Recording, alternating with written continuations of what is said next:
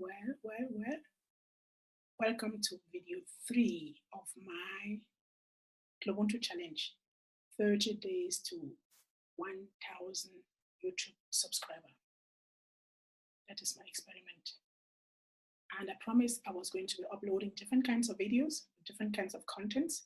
This is the experiment. I'm not just experimenting on convincing you to subscribe. So we achieved our target, which is 1,000 subscribers within 30 days, but also to experiment on the kind of content that our kids can use in order to launch their own business on YouTube. So today, in this video, I will be sharing my reflections on something that has been very trendy within the last couple of days, the royal wedding. Yes, the royal wedding. My goodness, I never would have thought that I would be speaking on that. Who cares about the royals? But they have been so on out there, everywhere. When you log in, you'll find conversations about them everywhere. And this conversation about the fact that the prince got married to a black woman. Look at me. The prince got married to a black woman. So I was looking for this black woman. Please don't get me wrong. Don't get me wrong. I know black people come in different colors, in different. In German, they will say Schattierung. They come in different, the colors are different. Some are darker, some are fair, some are very fair. And don't get me wrong, my kids are biracial. So I'm by no means being disrespectful. But I just want us to reflect on how powerful our black skin color is. People make quite a lot of money on black skin color, if you have noticed. Politically, people make money. Socially, people make money. The royal wedding, people make money. So how do people make money? You see, I was like, if the prince got married to a woman who looked like me, how would they have said the queen got married to an African woman or to a black woman? Would he have even considered what would the royal family have said if he came home with a woman who has the same skin color like me, if they were looking for a black woman? Are you trying to get me? So when I went to look at the wedding pictures today, this was trending on the social media. A royal wedding pictures released, and so I went to look for them, and I looked for this black woman. Yes, I could spot Meghan's mom, and I could spot her as well.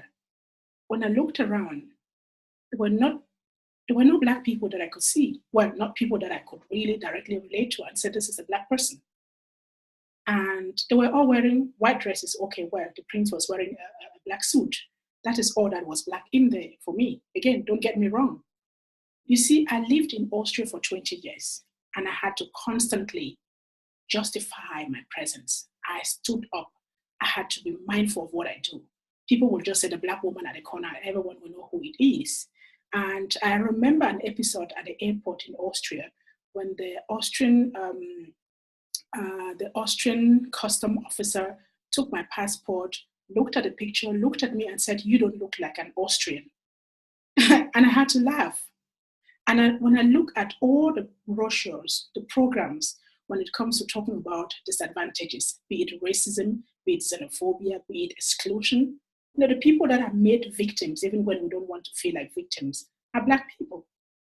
When you look at development aid, when you look at integration, or all the social concept, the people that are on the pictures that are used are black pictures of people like me, and maybe you, or people that you know that look like me, whatever that means to you. So I was like, the prince got married to a black woman. Where is this black woman? If I stood next to the new princess and someone said, the black woman has committed a crime, the black woman has stolen, or the black woman is a pickpocket, who do you think is the first person that fingers and eyes will be pointed to? To the princess or to me? I mean, I really want us to think about the power of our skin color. Do we really own it? Who is owning the powers of our skin color? Who is making money out of the power of our skin color? Am I crazy? Now, they say, when I followed another conversation, they said, she has blue blood. I've never seen blue blood in my life. I don't know whether you have or not. So I'm saying like, okay, a Black woman has blue blood. Show me that blood. Let me see how it looks like. Probably, maybe I have it in me. Maybe I have it in me too. So this thing just go to tell me, all this conversation just accumulates to tell me how powerful we are as Black people, because we look the way we look. I can tell you more stories about the power of the Black skin color. One thing is that I can use cream to change my skin color to look like the princess, for example, or like the prince himself. But there is no cream in the world. No amount of lying on the sun will make you look like me. So this is my very authentic skin color. Now let's go up to the hair that belongs to the skin color, the kinky hair. Can you see the side of my head?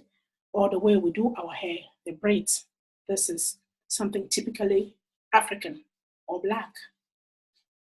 I can use any kind of cream, or I can use creams to straighten my hair to look like the hair of the princess, like that of the prince. But I haven't seen a cream. I haven't seen a single cream. Show me if you have seen it. That will make the straight hair of the prince or the princesses look like my kinky hair. Have you seen any one of them with braids like mine? So the prince got married to a Black woman. Just imagine if the princess wakes up one day and say, I am a Black woman, so I'm going to be dressed like an African woman, like Beatrice is dressing right now. I'm going to do my braids. I'm going to wear my kinky hair. What do you think the queen is going to say? Heck, I want to see that moment. Oops. Do you think they're going to accept that kind of Blackness in the royal family? I just want you to think. If you're Black like me, if you're of African descent, it doesn't matter whether in the diaspora or on the continent, I want you to think about your skin color, the power of your skin color, and what that means to you. And I want you not just to be conscious of the power of it. I wish that you own the power of your skin color. And so I will be telling you many more stories about my reflections, the reflections of a very proud African woman who is unapologetically African and who is bent on owning her Africanness and her Blackness. By all means, well, by all means, I mean to say, I love doing it, owning my Blackness. I did not always own it. It's not something that I always own. And I had to be 48. Oops, did I just say my age? Oops. Holy shit, oops. So you see what this reflection does with me, what this reflection does with me.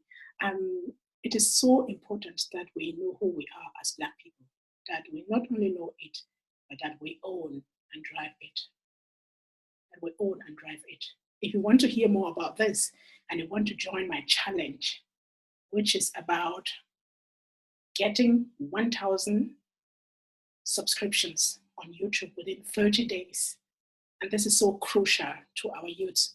I currently mentor 120 Black youths across Africa. And I really want to impact knowledge to those kids that make them stand tall, like proud Africans, like I do today. I was not always the person that you see, but doing research and writing the Africa for Smart Kids book series has given me a whole lot of ownership over my identity, over who I am. It has given me a true sense of pride. And this is something that I really want to share. And in order for me to share this and share it properly in a convincing way, I need to prove to my kids that what I'm saying is right. And how do I prove to them? I will prove to them if I can tell them we got 1,000 likes. Not just likes, we got 1,000 subscriptions from this video. So please, would you join? Would you join my challenge and just subscribe? If you have subscribed, can you please share to 1 or 2 people in your circles? That circle can be your church, it can be your school, it can be your family, your social media space, it can be your colleague, your godmother, your godfather, whoever is close to you. We need 1,000 subscriptions, and I'll give you more of this kind of content. Trust me. My name is Beatrice Achaleke. I am unapologetically African, And I know we're gonna succeed with this challenge, and then you'll see what comes out. Thank you for subscribing and sharing. I'll see you in the next video.